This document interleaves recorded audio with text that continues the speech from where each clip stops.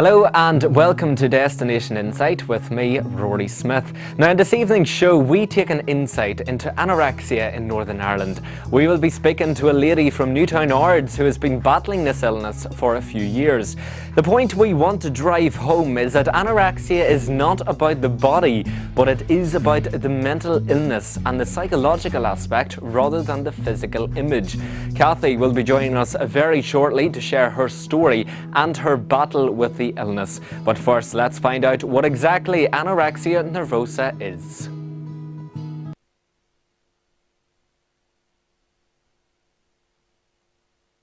Well, what is an eating disorder? An eating disorder actually is an individual who is suffering from an illness, not a choice, but an illness that reflects extreme concern about weight and shape and is practicing extreme weight control behaviors.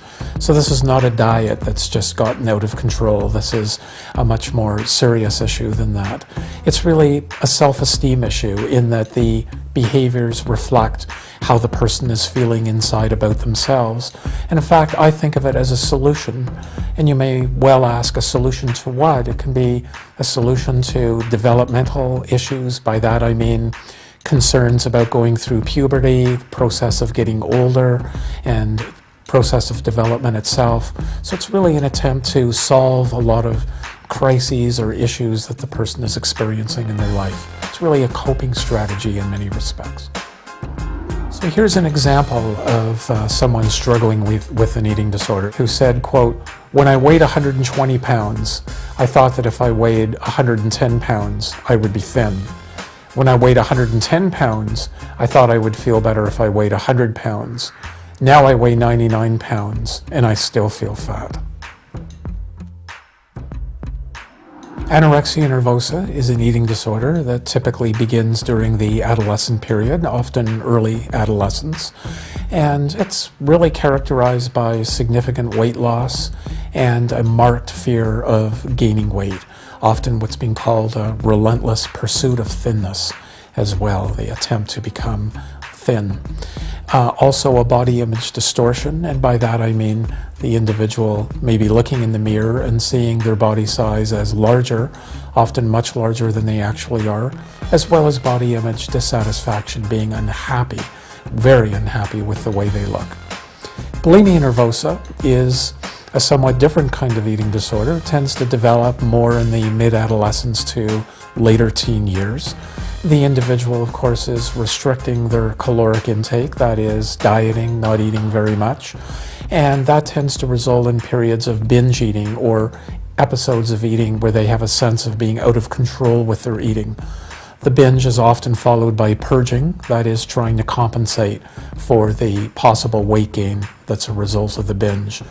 And these chaotic eating patterns that occur in bulimia nervosa, we often see in fluctuations of weight, although they don't reach the low levels of weight that the individual with anorexia often tends to do.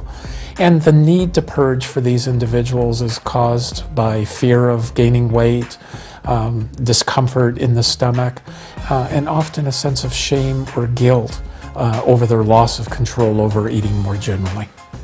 A third type of eating disorder is known as eating disorder not otherwise specified, or EDNOS. And this is an eating disorder that is reserved for individuals who tend, according to the way we currently think of eating disorders, don't meet all of those criteria for anorexia nervosa or bulimia nervosa. However, what we do find is for something that was originally designed as a residual category, most young people presenting for treatment would come with a diagnosis of eating disorder not otherwise specified.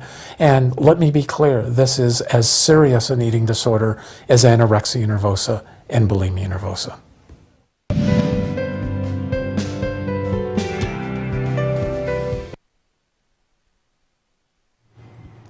Kathy Kelly from Newtownards went from a healthy teenager to a shadow of her former self after a desire to get fit spiralled into a life-threatening mental illness.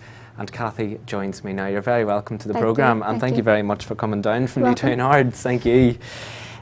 So Kathy, I want to talk about, we're going to take this back into the past And when you were a child, when you were a teenager, I mean, you described yourself as being happy, high in life, lots of energy. Was all that right? Was all that true? Absolutely. Yeah. Absolutely. Shadow of what I am now is I was vivacious, outgoing, bubbly, had a booming social life, very well committed to my studies and academia at school, got on well with people, cultivated friendships very easily. I loved being healthy and active. My mum encouraged me to be healthy and active and a fit child from a very young age. It was never in me to be bone idle and sit about, certainly. Yeah, always get up and do something, I suppose. You did say that you did feel unhappy towards your body. Yeah. I mean, why did you feel unhappy? I mean, you weren't a big size back then. I think as far as the UK norm goes now, the average size really of a female or a woman these days is around a size 14, 16, so the figures say. And you so were... by that standard, no, I certainly, I was probably just below the norm. I would have been about a size 14, size 12, probably a 14 at my largest. But having, you know, been vertically challenged, I'm only 5'2", you could certainly see that I was a slightly heavier type. As far as having any awareness of my body goes, I could take that back to being as young as, say, 7 or 8 years of age. I mean, when you stood in the mirror and you saw a size 14 and a size 12, which is perfectly normal, did you dislike what you saw in the mirror? Yeah, I was probably around that size in my early sort of middle teens. At my biggest, I would have been a large size 14, and that was when I was around 15 years of age, and that would have been my heaviest weight as well. Right. But yes, I did look in the mirror, and I was discontent with what I saw. Certainly didn't loathe what stared back at me as much as what I came to do. Yeah, but you wanted to maybe change it in some way. Yeah, and I mean, like, every woman looks in the mirror and says, oh, I'd love to fix that wee bit. Or there's always going to be something, isn't there? Absolutely. But I mean, I didn't solely value my worth on the reflection in the mirror. You know, I had so many other things to be getting on with. There was competing with my horse. My mum and I would have been away at the weekends competing with either her horse or my horse. Then there was riding club nights during the week. There was school. I mean, you seem there to was have rugby. everything. There was the gym. You know, so there's so many other factions Yeah, there. you seem to have everything perfectly in order, fully in control of your life. But then things changed in June 2007, where you met your now former partner. Yeah, I did. And you moved into a new house. Yeah, I met him as if sort of by mistake, and probably, I wouldn't say like a whirlwind romance as such. I had very, very deep feelings for him from the get-go, very strong feelings for him from the get-go, and I chose after 3 months to flee the nest and move out of home. So it was really probably whenever I moved out, and my ex-partner, I deemed him certainly my best friend, lover, trading partner. You know, I mean, he everything. got you into running, didn't he? Yeah, from the very first night we met, we went running. Right. And I guess I just got the bug for it. He totally re-educated me on how to run. I had obviously ran when I was doing my own fitness in earlier years, and then I ran obviously the position I played. Yeah. Albeit it was only for a year and a half. So I played at rugby. this I was a stage- wing, so I had speed certainly in my legs, Yeah. but I didn't have all of the other. You were healthy around that time. Yeah, Totally it 100% was. healthy. But when I started running, the weight just started to just melt off. Right. But did you see that as a positive thing? Because before that, I mean, you said that looking yourself in the mirror, you disliked what you seen. But then after losing the weight, did you feel happiness in what you saw in the mirror after losing a certain amount of weight? You started to tone up and... God, yeah, oh, I hate that phrase, tone up. Right. I started to basically shred, I strip. So like what bodybuilders would relate to is like almost like a cutting cycle, whereby they have all of the muscle there and they have the strength and resilience, but the surface body fat just starts to just shred away. So that just started to just, I mean, I had the muscle, I had the strength, I had the power. I'd always done, played rugby, ridden horses, done weight training all my life for most of my teenage And you were years, very certainly. healthy even at this stage. And yes, I was Yeah, healthy, but when I 100%. saw the body fat starting to melt away and start to chisel that body that I'd always seen in other female athletes, I thought, to be honest with you, Rory, I was just like a dog with a bone then. I mean, you were saying as well that, you know, there was, as much as the physical training is a factor, and this food was also a factor, and, you know, things might have went wrong from here when you started to go down to 500 calories a day, eating just 500. I was convinced that, albeit my diet was very calorie deficient, I countered that and any concern towards that by saying, well, look at all of the superfoods that I'm eating. They're bound to stand me in good stead. That's got to be enough to sustain me, but I mean, evidently So wasn't. you never realised that this was dangerous at that stage? No, I didn't. You just see thought it, that you were no. being 100% healthy in training and in food? I could see whenever I looked at, I guess I tried to play the numbers game with my body, and then being very educated in diet and nutrition and anatomy and physiology, and having a bit of a background knowledge with regards to sports nutrition, I guess I tried to outsmart my body. Knowledge is a great thing, but it can also be, you know, very dangerous too. Sometimes too much knowledge can be a very dangerous thing. Yeah, I mean, you were saying that you know your body was now at this stage devouring the muscle tissue in order to survive. Muscular atrophy is the Okay. term that it's deemed as. And yeah. you know, you said as well that you hid a lot of this from your partner, your eating habits, your exercise habits. Why do you think that you felt the need to hide this from friends and family? I guess because if I really ask myself in the mirror at the end of the day, is what you're doing, number one, safe, number two, sustainable? I could not honestly answer that and say yes, that it was.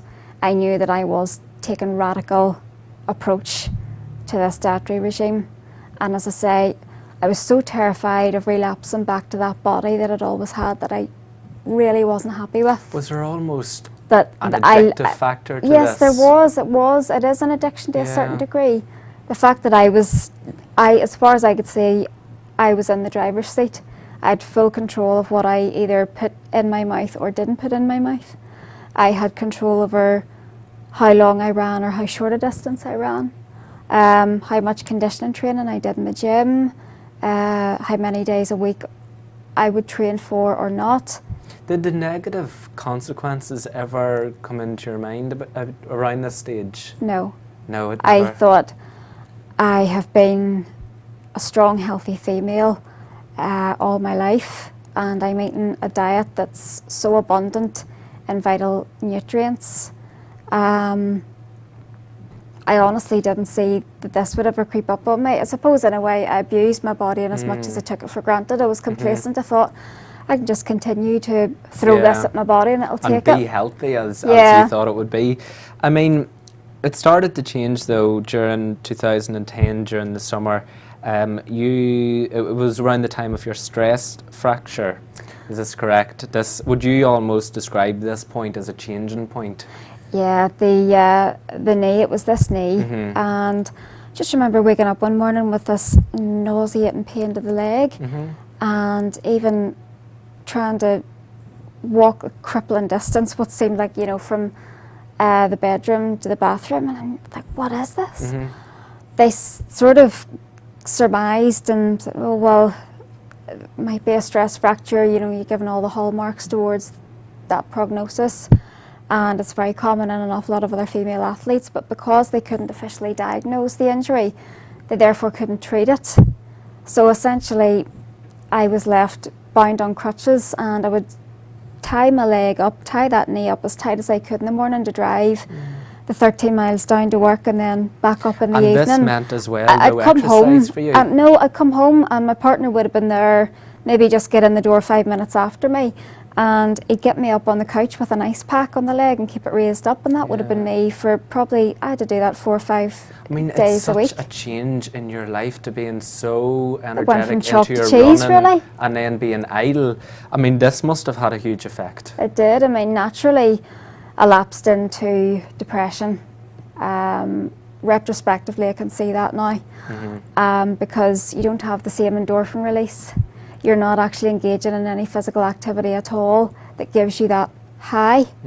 So, again, I researched this and I've seen that that has occurred within an awful lot of other athletes, be it their various disciplines. Whenever they don't have that fix, their training, what their body's used to. Were you still on around the 500 calories at this stage, being idle, and did you almost eat less in order to? I then started to cut it down even further because as far as I could see, well, I'm not having any sort of calorific output. There's no expenditure there. So the only way to maintain what you had was to I cut drive down the food. car, I crutch my way in and out of the office, and then I come home and I'm sedentary, laid up on the couch until I go to bed. Yeah. So if I'm not really spending any fuel, I don't really need to take any in. And this is what was going on in your mind. And at then that again, I was stage. very, very bitter towards myself, and I was very angry at my body. I was angry at my body. I thought, why have you let me down? Yeah, and I suppose in that way as well, you had no control over your body at that stage, No. but you did have control over your food. And unfortunately, control is, it's an illusion. It is an illusion. You think nobody has control over anything. The cosmos have control over what goes on a day-to-day basis. You don't have control over anything. You delude yourself into thinking that you do. But control, unfortunately, is one of the underpinning elements of this eating disorder and a lot of other eating disorders. The fear of either losing control or not having control. And from here then, I mean, it spiraled from this point. It meant that you weren't exercising, it meant that you were eating even less, and things did get progressively worse. I mean, you were even admitted to hospital on a few occasions at this stage. I mean, these were almost death-defying experiences, being in hospital and things like that. Was there at any stage during that time where you said to yourself, I have to stop this, I have to get back on track here? Honestly, no. Because I knew I was never going to run again. The injury was so bad that even by the time I learned to get by without crutches, muscle tissue, just the strength wasn't there anymore. So I couldn't train the way I used to. And as far as I could see, my body had just failed me. So I felt quite dejected. Everything seemed very pointless, hopeless. Thought I may as well just carry on down this route. There's no going back. Can't fix this. I'll never get back to the physical training instructor I was.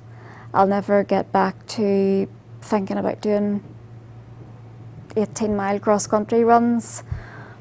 All the things that I love to do. I basically just kissed that lifestyle goodbye, and I became married to this. And from there, I mean, you were eventually diagnosed with anorexia in, I believe, November 2011. What was your lowest weight?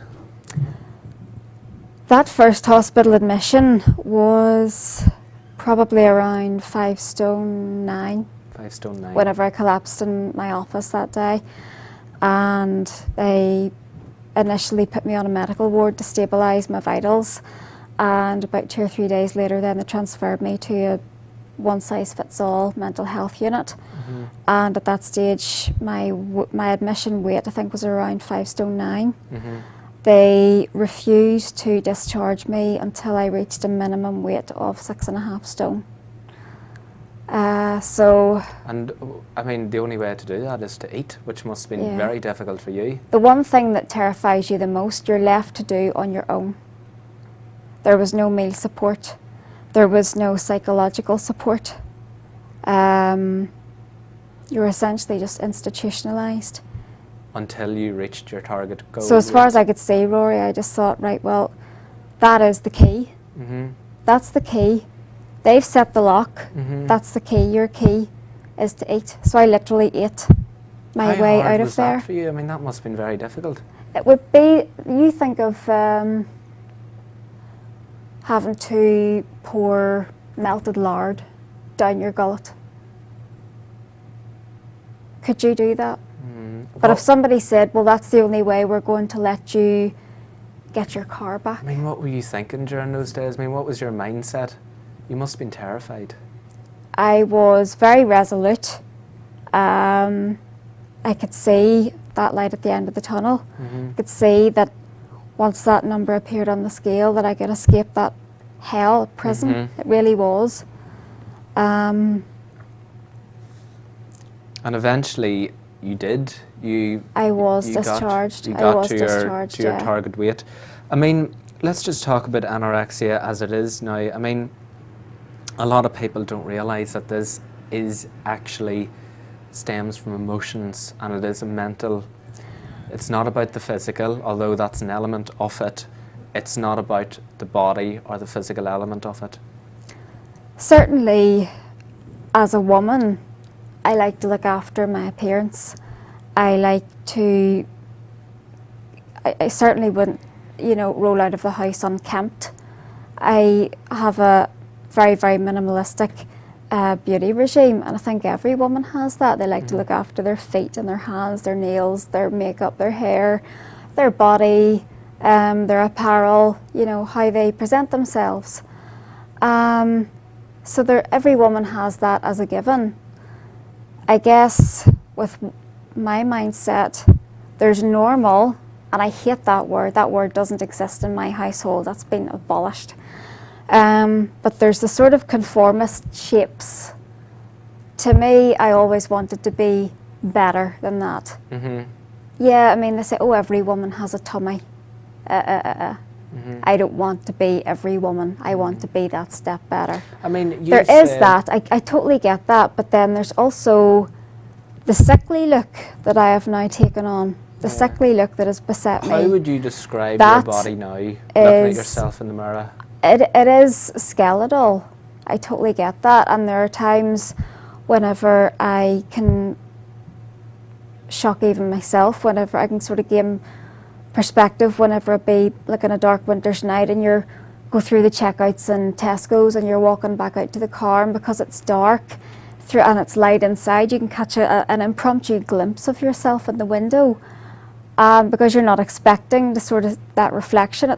Oh God, that's me, and there's times like that where you get perspective and you think, and the backdrop of what's behind you, how shocking you do look. The sad thing about unfortunately, okay, this, as you see now, is unfortunately a very ugly manifestation of the behaviours and the phobias and the thoughts that underlie. Are within. It comes from the inner body. That's where it stems from. And the sad thing, I suppose, about society nowadays is there's this idea of where a lot of people say, it's just about eating more, and it's not about just eating more. No. I mean, I've tried that. I've tried at random to just close my eyes for a second and forget that I have an eating disorder and go and eat a chocolate top digestive biscuit. See, the second that you finish the last crumb, the second I finish the last crumb, nearly sweating at the temples, panic stations, because it wasn't in the agenda for that day for you to do that, because you've deviated off your diet that you've set yourself that day. You strayed off that. And there's no margin for error. I mean, is there a way that you can begin to reverse this process and maybe seek recovery? I don't like the term recovery. I like the term health, safety, being in a healthier place and a much safer place where you're not living on a knife edge, whereby a cold or a flu would completely floor you and send you right back to square one, whereby they're saying, your potassium's low again, your weight's critically low again, and we need to readmit you to hospital to stabilise everything again. In terms of reverse psychology, I'm probably my own counsel. Every day, there's not a minute goes by in a day where I don't constantly assess, well, how have you coped over the last hour? Could you have dealt with that better? Could you have tried a bit harder? So certainly, I'm my own therapy on a daily basis. And I guess I try the standpoint of reverse psychology. I sit and think, well, think of how you could get out on your mountain bike again if you ate that lunch and don't feel bad about it. Think of it, think of your body. Do you ever try that? Do you ever try every that? day? You do? Every day. Some days it's easier than others. Some days they present different challenges. My therapist used a very interesting analogy. She said, you know, think of your body as a vehicle that's going to transport you through life. And it's very, very true. Your body is a means of being able to carry out work tasks, domestic tasks. And you need to fuel that body. You do. You do. I mean, you wouldn't run your car on empty. I mean, another thing as well is, you know, instead of focusing on the individual as well, we need to keep in mind that the friends and family are affected here as well. Absolutely. They're brought into what is happening. I've said it before, I'll say it again, it's not just me who's suffered from this illness. My entire family are shrouded in it as well. And within the various dynamics of the family, it affects everybody in different ways. And they all deal with it in different ways, and they all lend support in their own ways, respectively. Support's available for them as well through Yes. Cared. Yes, it's a charity that was actually, it's really sort of in its infancy, not long started up, but the charity, it's CARED, and it stands for Caring for Anorexia and Related Eating Disorders. The charity really aims towards educating the close family members and friends on how to cope with the sufferer, also how to deal with them and how to approach them. And they model themselves on the New Maudsley project, which was founded initially over in the mainland in England. And they're trying to bring that infrastructure over here because it's got a very high success rate. I don't have statistics, unfortunately, to hand to back that up.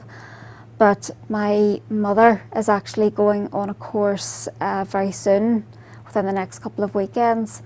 The courses are held, I think, over the Saturday and the Sundays, and they're basically designed to deliver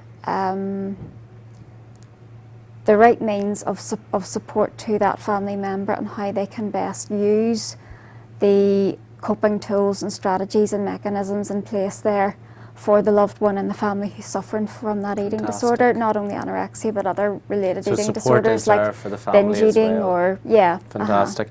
And just finally to finish off then, what would be your message to everybody out there who would say that anorexia is just about the body, not thinking about the emotion behind it? Go online, do your research, read up on it. I absolutely hate the way in society today people are pigeonholed, and people love to stick labels on people. It sort of makes them feel like safe. Okay, we've identified what your breed is. And every individual presents, be they sufferers of anorexia or binge eating disorder, bulimia, they'll all present their own symptoms retrospectively. But for the people out there who, as I call them, you know, the eat of burgers, or go out there, get a fry down your neck, it's absolutely not a case of that at all. Certainly from a physical point of view, the person could carry out the act of eating the fry. It's all of the psychological issues that would then surge to the fore afterwards and possibly cause them to spiral into an emotional breakdown afterwards on the back of them having faced something as anxiety as provoking as that. It's not just a case of, eat, get over it, wise up. There are an awful lot of other psychological elements that are underlying that need to be addressed. And it's those psychological issues that you can't see with the likes of a broken arm. Well, everybody can see the arm's broken and there's plaster Paris on it. So okay, that's a valid, that's okay. But with this, they just see this, and we've had the pointing, the whispering, the staring, the castigating, the negative comments. Not only that, I mean, whenever I've been out with my mum, for example, and judgmental people have bestowed that look of shame upon my mum, as if, how could you? How could you let that happen to your child? That breaks my heart, never mind hers. You know. And this is the mindset. She shouldn't have that to we need apologise. change. Yes, I mean Absolutely. it's absolutely not her fault. She didn't ask for this. I didn't ask to be blighted with this. Nobody asks for any mental illness, but it is, you know, categorically a mental illness. It's And a that well is what documented we need mental to see it illness. as. Yes. Mental illness. It's and not about just the some body. crazy dad crusade. A crazy dad crusade is, you know, where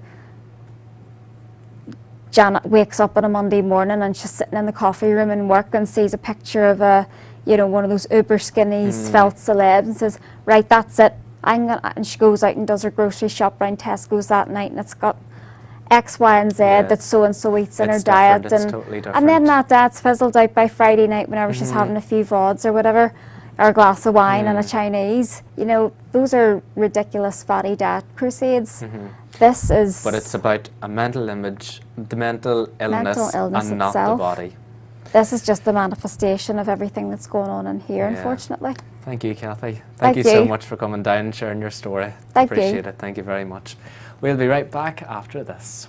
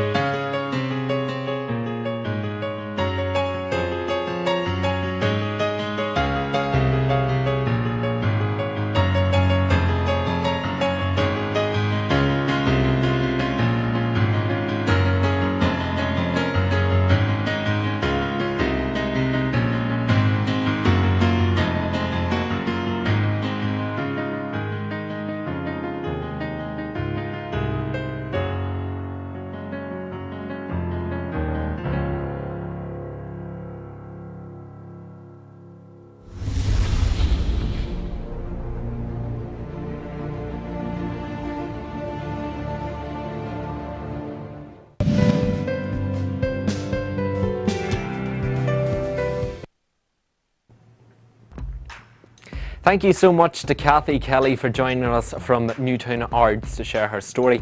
And hopefully we have now driven across the message that anorexia is a mental illness and not about a physical appearance. Thank you so much for watching, and I'll see you same day, same time next Friday, 7 p.m. on Destination Insight. I'll see you then.